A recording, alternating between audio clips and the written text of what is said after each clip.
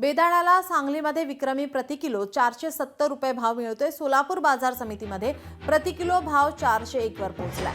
बेदाण्यात उत्पादन 30 ते 40% घटल्याने दरात तेजी पाहायला मिळते।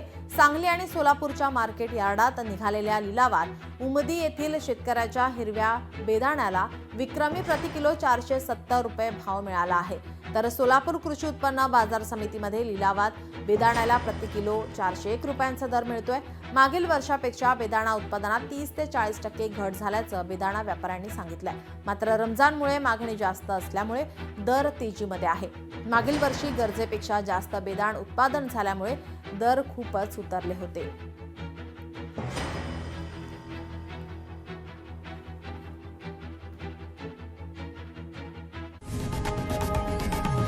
लोकशाही मराठी ऐका, पहा, जागरूक रहा।